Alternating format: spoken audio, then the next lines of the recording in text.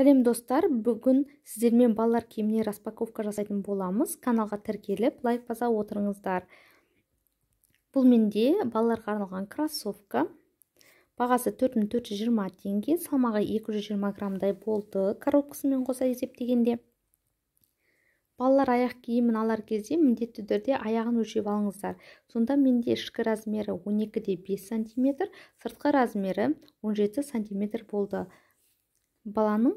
Bir жастағы баланың аяғына тура дәл келді. Сәл-пәл иісі бар екен, алайда біраз уақыт өткеннен кейін иісі жоғалып кетті. Бұл менде двойка. Бағасы 2574 теңге.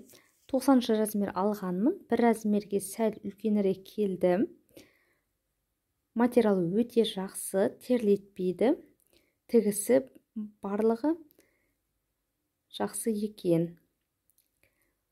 Бұл менде көктемдік және күзде киюге арналған куртка, шоқа куртка.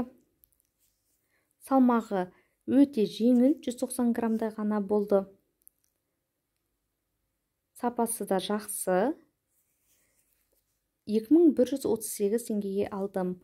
90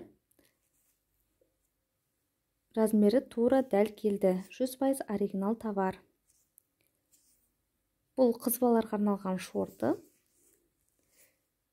Бағасы 643 теңге. 73 размер алғанмын. Тура дәл келді. Жеңіл, терлетпейді.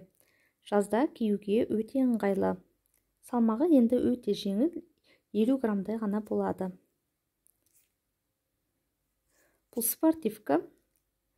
Салқын күндерде киюге арналған. Бағасы 3243 теңге.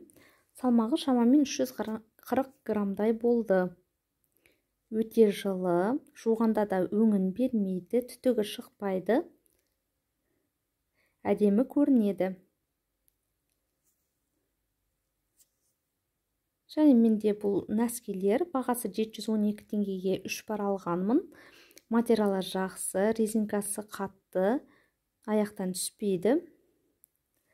Және де тағы бір нәски. Бұл 462 теңгеге 3 пар алғанмын. Жұқа жаздық нәски.